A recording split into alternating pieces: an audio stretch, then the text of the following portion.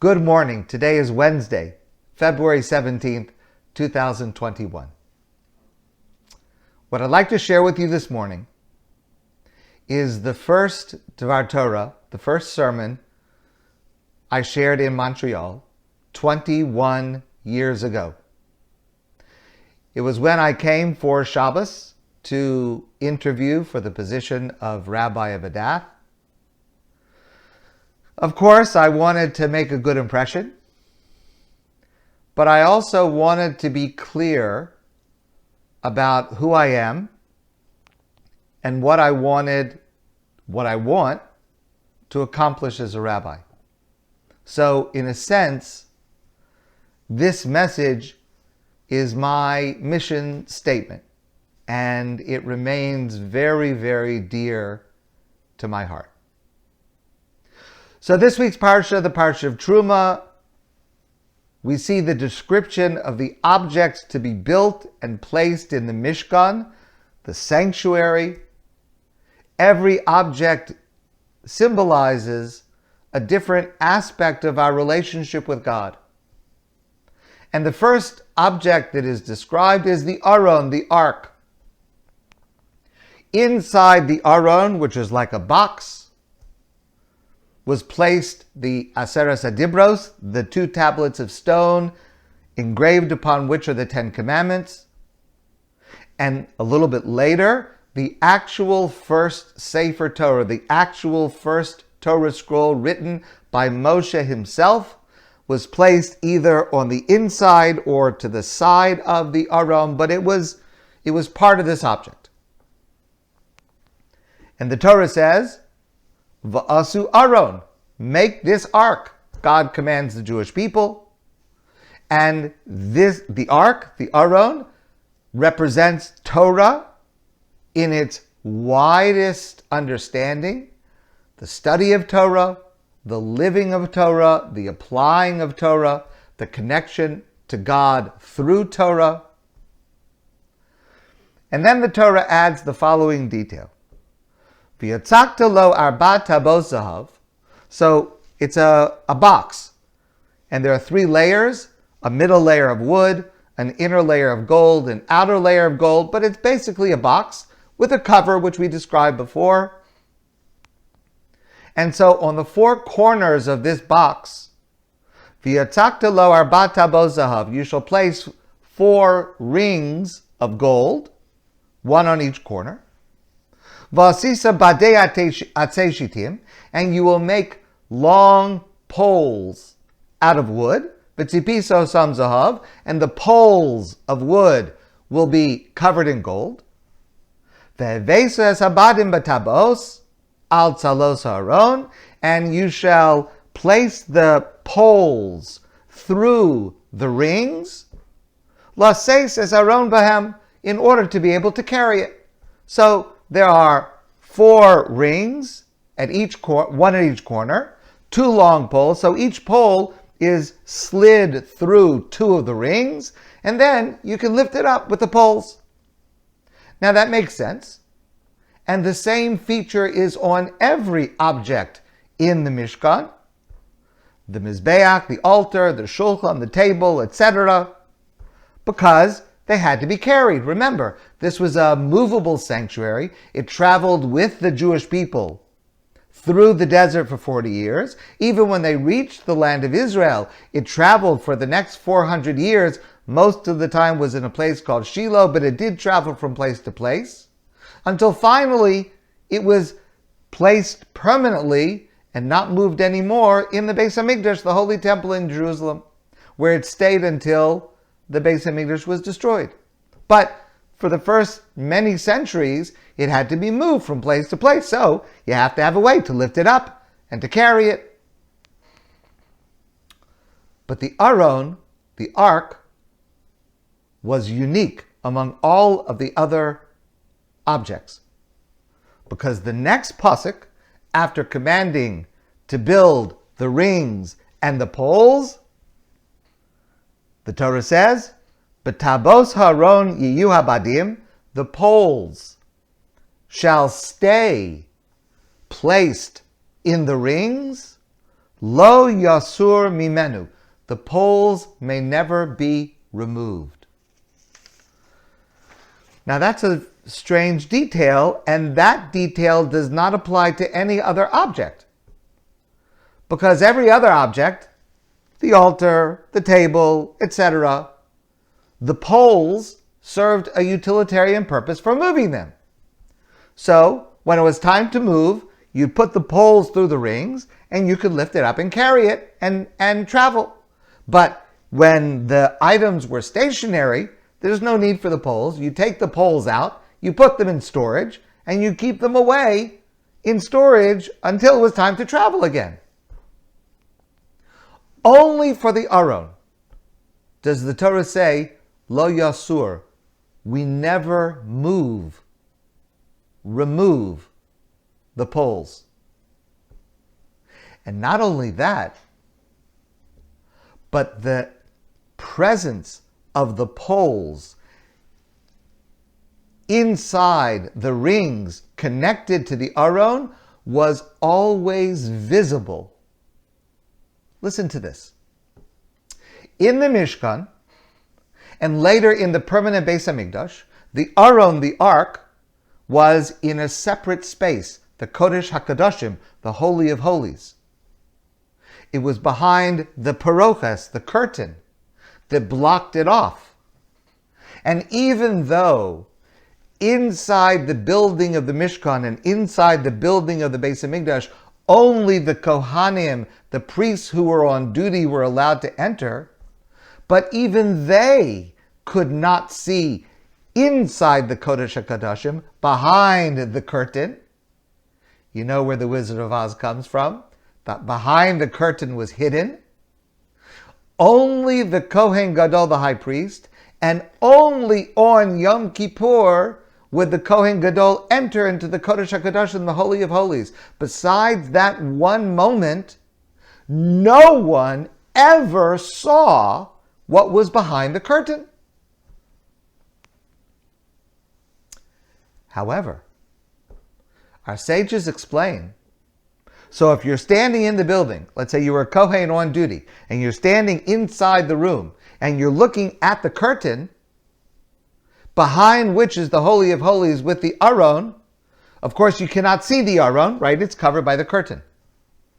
But you could see the outline of the poles, because our rabbis in the Talmud explain that the length of the poles exceeded the length of that back room, the Holy of Holies, so that the ends, the front ends of the poles pushed against the cloth of the tapestry, the paroches, and were visible to the outside. And our rabbis explain, I want to try to say this in a respectful way, but our rabbis explain. It may seem a little shocking that our rabbis would say something like this, but our rabbis say that the purpose of this, of these exact measurements, was that it should have the appearance for someone standing outside looking at the curtain like female anatomy, visible, pushing against the garments, against this covering. What a shocking description of our rabbis about such a holy, holy place. So allow me to share the following insight into this highly unlikely description. We have a pasuk later in the Torah. Torah tziva lanu Moshe morasha kihilas Yaakov. The Torah was commanded us by God through Moshe, morasha, an inheritance for the congregation of Jacob, for the Jewish people. In a different context, I discussed this pasuk with you a few weeks ago. Rabbi Yosef Monk, a great rabbi of the previous century, comments on a rabbinic interpretation of this verse. Our rabbis in the Medrash say, Al tikri morasha, ella mu'urasa. The word morasha means inheritance. Mu'urasa means one who is engaged to be married. For example, we would refer to a bride newly married as mu'urasa. So our rabbis say, interpret the pasuk as if the word that is being used is not morasha, an inheritance, but mu'urasa, a newly married bride. What does that mean? Says Rabbi Monk, many of us think about the Torah as a morasha, an inheritance. It's something that's associated with an elderly relative. We may love that relative. We may respect that relative. We may go to visit once in a while. We may pay our respects to that relative. We may even stay for a little while and visit. And then we take our leave because it's not really part of our lives. It's part of the past. For many of us, that is our relationship with Torah. Something that's from long ago, something perhaps we should respect, but it's not really relevant to our lives today. We visit, but it's not really part of today. That's not what God wants. God wants the Torah to be, again, using this metaphor for a groom relating to his bride, and the same thing applies to a bride relating to her groom. God wants the Torah to be mu'urasa, like a loving spouse, about whom one is passionate, who wants to share every moment of life with us, together, every step together. A newly married bride and groom who want to share everything with each other, who want to be with each other at every moment. The Torah does not want just to be visited and venerated occasionally while remaining irrelevant to the daily substance of our life. The Torah wants to be our constant companion, our guide, illuminating every facet of our lives. Not just how we keep Shabbos, not just observing the holidays, but how we live our daily life, how we go about our professional lives. The Torah has something to say about how we go on vacation, how we love our spouse, how we raise our children, how we care for our parents. The Torah has to move. The Torah has to go with us wherever we are. The Torah can never be stationary. The badim, the poles for the Aron, which symbolizes Torah, they were not just utilitarian. For the other objects, they were utilitarian. They served the purpose that when it was time to travel, you put the poles in and you lift it up and you travel. But the poles for the Aron were not just for the purpose of traveling. They were part of the essence of what the Aron is, of what the Torah is. The badim had to always be in place, because the message is the Torah is always moving with us. The Torah is always, at every moment, in every place, relevant and by our side, not relegated to the side. Let me share with you a fascinating expression of that. The badim and their appearance from the outside pushing against the cloth of the paroches with the image that it represents, as our rabbis described, is because that is what nourishes us as Jews. It is what keeps us alive as Jews, just as a baby is dependent on its mother for nursing, for nourishing, for keeping it alive. That is what the Torah is for us. And that's why, again, even while it was stationary, even while the object itself, the Aron itself, was invisible behind the curtain, but at every moment we had to see at least the imprint, at least the image from the outside of what it represents. It is what sustains us. And that's why it must go wherever we are.